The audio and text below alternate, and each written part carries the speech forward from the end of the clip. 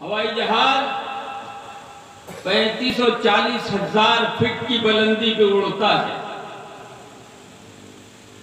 ہوائی جہاز 35-40 ہزار فٹ کی بلندی پہ اڑتا ہے، لیکن اس کا رشتہ زمین پہ بنے ہوئے کنٹرول روم سے ہوتا ہے، اور جس جہاز کا رشتہ اس یا کنٹرول روم سے کٹ جائے، ڈسکنیکشن ہو جائے، لوگ سمجھتے ہیں کہ اس بلندی پہ اڑنے والے جہاز کی کوئی خیریت نہیں۔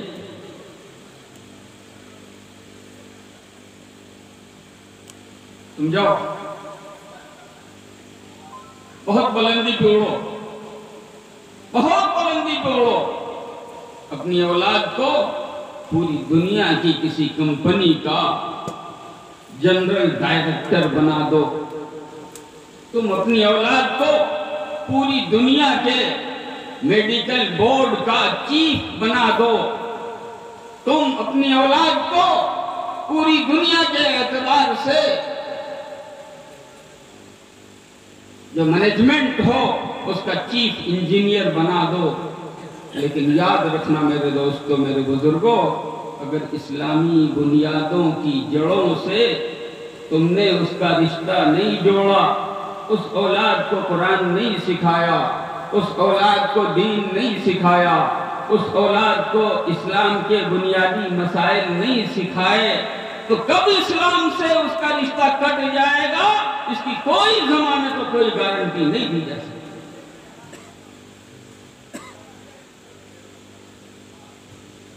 تم اپنے بچوں کی 3 سال کی عمر سے 4 سال کی عمر سے فکر کرتے ہو کہ یہ بچہ ہمارا اچھے سے اچھے کانوینٹ میں داخل ہو جائے، اور اس کے لیے بہت محنت کرتے ہو، سفارشیں اکٹھی کرتے ہو۔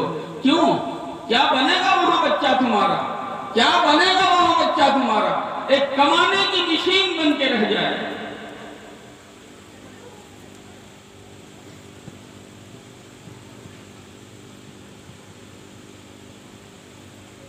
سلمان رشدی کا نام سنا؟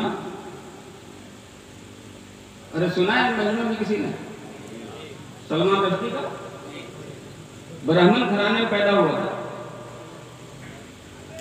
راجپوت کے یہاں پیدا ہوا تھا، لالا جی کے یہاں پیدا ہوا تھا، یادو کے یہاں پیدا ہوا تھا، کرسچن کے یہاں پیدا ہوا تھا، کسی یہودی کے یہاں، کسی پارسی کے یہاں، کسی بدھسٹ کے یہاں پیدا ہوا تھا۔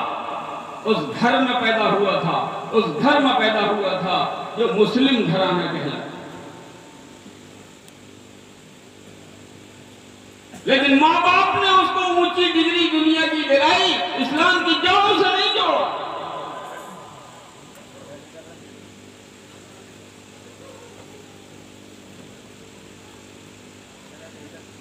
بھئی ذرا بغل ہو کر کے،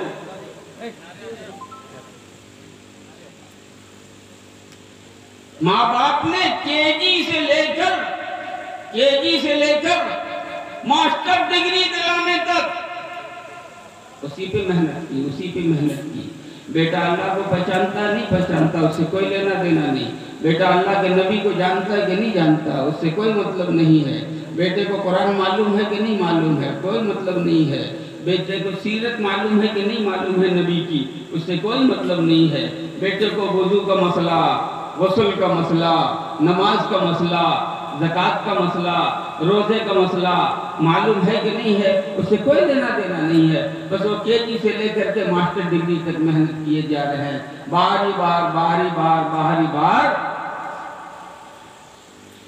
جب یہ رائٹر ہو گیا تو اس کو شوق ہوا کہ ہم ذرا اپنے نبی کی سیرت بھی پڑھیں۔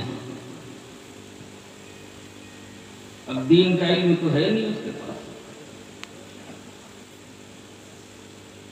اردو کو تو مسکین زبان سمجھتے ہیں، منہ بھی نہیں لگاتا۔ بڑے لوگ جتنے ہیں انگلش میں اخبار پڑھتے ہیں، وہ سمجھتے ہیں کہ شاید ہمارا سینہ تھوڑا سا چوڑا ہو جائے گا اور ہمارا سر تھوڑا سا اونچا ہو جائے گا، جو اپنی بنیادی زبان ہے اس سے کوئی لینا دینا نہیں۔ اب اس کو شوق ہوا نبی کی سیرت معلوم کرنے کا، تو اپنی زبان تو معلوم نہیں ہے۔ نتیجہ یہ ہے کہ یہ انگلش میں دیکھیں گے کہ اپنے نبی کی ہسٹری کیا ہے، اپنے پیغمبر کی ہسٹری کیا ہے۔ اچھا، اس میں لکھی ہوئی کتاب تو ساری یہودیوں کی ہے، ساری عیسائیوں کی ہے۔ وہ اپنی کتابوں میں انہوں نے جو تصویر پیش کی ہے نبی پاک صلی اللہ علیہ وسلم کی، یہ جب بڑا ہو کر کے انگریزی میں وہی تصویر حاصل کر رہا ہے تو نبی کا کتنا عقیدت مند ہوگا؟ نبی کی شان میں گستاخی نہیں کرے گا تو اور کیا کرے گا؟ میں کہتا ہوں ایک ایک مسلمان سے تمہارے گھر میں بچہ ہو یا بچی ہو، اپنی اولاد کو تم نے بنیادی تعلیم، دینی تعلیم سے غافل رکھا ہے، کیا گارنٹی ہے کہ تمہارے گھر میں کوئی نیا سلمان پیدا نہ ہو؟ کیا گارنٹی ہے کہ تمہارے گھر میں کوئی تسلیمہ پیدا نہ ہو؟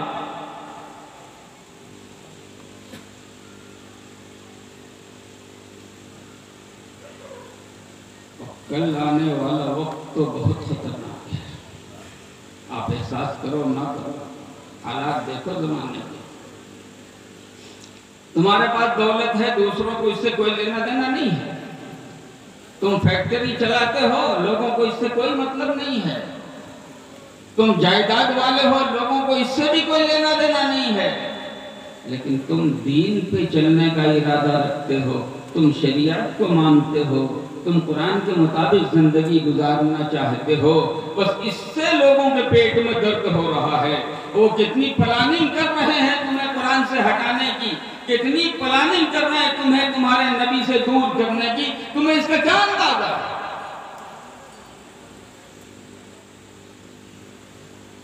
اس کا علاج واحد علاج یہی ہے، واحد علاج یہی ہے کہ ایک ایک فرد طے کرے کہ ہمارا بچہ اسکول بالکل جائے گا، لیکن صبح کے 2 گھنٹے پہلے مکتب میں گزار لے گا، تب اس کے بعد جائے گا۔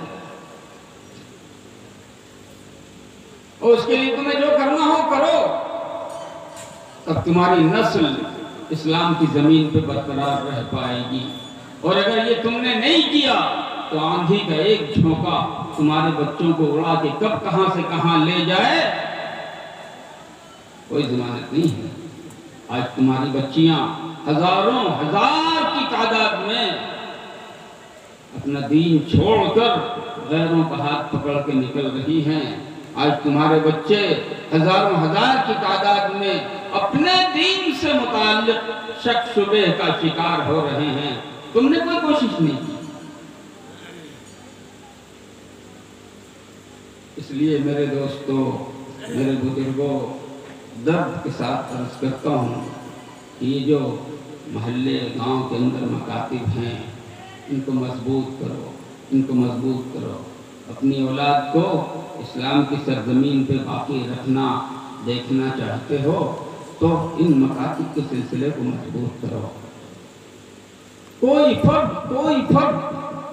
باقی نہ رہے، ہر ایک اپنی اولاد کو مکتب بھیجے، یہاں قرآن کی دینیات کی تعلیم دے، ایسا نصاب بناؤ 2 گھنٹہ یہاں گزارے گا، باقی اسکول لے جاؤ، کوئی دقت نہیں۔ بنیاد سے اس کا رشتہ برقرار رہے گا، باقی رہے گا، تو جہاز چاہے 40,000 فٹ کی بلندی پہ اڑے، ہمیں اس سے کوئی لینا دینا نہیں۔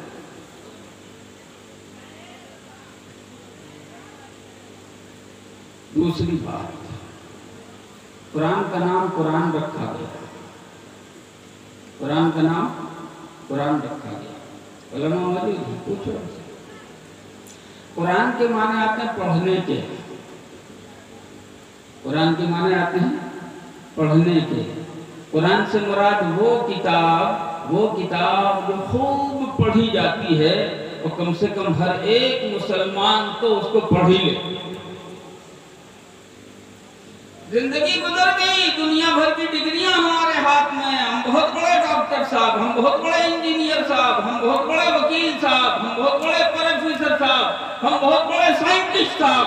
قبر کے اندر جاؤ گے اور اگر اللہ کے نبی حضور اکرم صلی اللہ علیہ وسلم نے میدان محشر میں تم سے پوچھ لیا اور قبر میں اللہ کے فرشتے نے تم سے پوچھ لیا، دنیا کی تمام چیزوں کے لیے تمہارے پاس ٹائم تھا، اللہ کی کتاب کو سیکھنے کے لیے تمہارے پاس ٹائم نہیں تھا، کیا جواب دو گے؟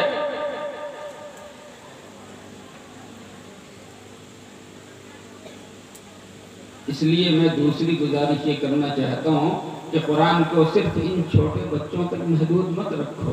جو آدمی جس عمر میں ہے، عمر کے جس مرحلے میں ہے، 50 سال عمر ہو گئی کوئی حرج کی بات نہیں، 60 سال عمر ہو گئی کوئی حرج کی بات نہیں، 70-80 سال کی عمر ہو گئی کوئی حرج کی بات نہیں. شوق پیدا کرو کہ مرنے سے پہلے اللہ کی کتاب کم سے کم ہم سیکھ کے جائیں گے.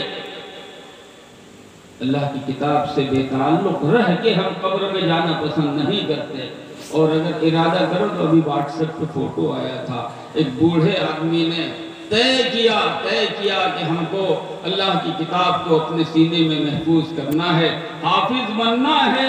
ان کا فوٹو آیا تھا، انہوں نے محنت کی اور حافظ بن گئے. مضبوط ارادہ کرے تو بوڑھا آدمی حافظ بن سکتا ہے. مضبوط ارادہ کرے تو ہمارا جوان، ہمارے بزرگ، ہمارے ادھیڑ عمر کے لوگ قرآن پڑھنا نہیں سیکھ سکتے. شوق پیدا کرو اپنے لیے بھی، اپنی اولاد کے لیے بھی. اسی میں ہماری خیریت و سلامتی ہے. اب ذرا سا بتا دو مجھے، تم جانو تمہارا خدا جانے، لیکن ہم تو ذرا دیکھ لیں کون کون قرآن سیکھنے کا شوق پیدا کرتا ہے، رکھتا ہے اپنے اندر. اللہ سب کو توفیق عطا فرمائے، اللہ سب کو توفیق عطا فرمائے. جس کو احساس ہے کہ وہ قرآن پڑھنا جانتے ہیں، اپنی طبیعت سے نہیں، اپنے آپ میں اپنے فیصلے سے نہیں، وہ آئیں مولانا سراج صاحب کے پاس آئیں، مولانا افضل صاحب کے پاس آئیں، اپنی مسجد کے جو ائمہ حضرات ہیں امام صاحب کو پکڑیں. امام صاحب ہم قرآن پڑھتے ہیں، ذرا سا میرا سن تو لیجئے کہ صحیح بھی پڑھتے ہیں کہ نہیں پڑھتے. جس کو آتا ہو قرآن صحیح کرے، جس کو نہیں آتا ہو قرآن صحیح سیکھنے کی فکر کرے. میں نے کہا کہ 2 ہی دن میں پورا قرآن پڑھ لو. ارے بھائی تھوڑا تھوڑا تو پڑھو، تھوڑا تھوڑا تو پڑھو. میں ایک بہت آسان نسخہ بتا رہا ہوں جاہل سے جاہل آدمی کے لیے، جاہل سے جاہل آدمی کے لیے. نہیں آتا پڑھنے، جہالت کی رسموں میں پڑے ہوئے ہیں. پکڑا امام صاحب ذرا فاتحہ پڑھ دیجئے اور کر دیجئے. تم کیوں نہیں پڑھتے؟ پیدا ہوئے ہو مسلمان کے گھر میں، کیوں محتاج بنے ہوئے؟ سیکھو. الحمدللہ رب العالمین. یہ پہلے دن اتنا سا صحیح کر کے سیکھو، یاد کر لو. کوئی مشکل ہے بولو؟ ایک دن میں الحمدللہ رب العالمین کوئی مشکل ہے؟ دوسرے دن الرحمن الرحیم کوئی مشکل ہے؟ تیسرے دن مالکی یوم الدین کوئی مشکل ہے؟ چوتھے دن ایاک نعبد و ایاک نستعین کوئی مشکل ہے؟ 5ویں دن اہدنا الصراط المستقیم کیا دقت ہے؟ 6 دن صراط الذین انعمت علیہم، اور 7ویں دن غیر المغضوب علیہم ولا الضالین. یہ پوری سورہ فاتحہ محنت کرو، شوق کرو، ذرا سا آؤ کر کے دیکھو. 1 ہفتے میں سورہ فاتحہ کے حافظ ہو جاؤ. اور اس کے بعد پھر قرآن کریم کی دوسری سورتیں تھوڑے کرتے رہو. دیکھو 6 مہینے میں تمہیں قرآن پڑھنا آ جائے. میں تو ان کو بھی کہتا ہوں جو اپنے بچوں کو ٹاپر بنانا چاہتے ہیں، میں ان سے کہتا ہوں جو اپنے بچوں کو کمپٹیٹر بنانا چاہتے ہیں، کہ ابھی تمہارا بچہ محنت کر رہا ہے ٹیوشن میں، اس میں، یہ سنگل انجن کی گاڑی دوڑ رہی ہے.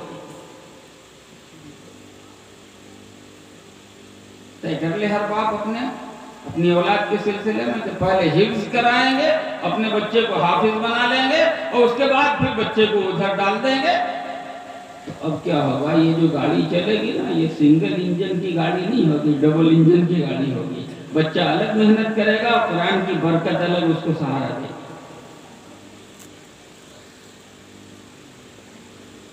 لیکن پہلے اہمیت سمجھو گے تب نہ. اہمیت ہی نہیں ہے، اس کا احساس ہی نہیں ہے، تو کرنے کی توفیق کیا ہوگی؟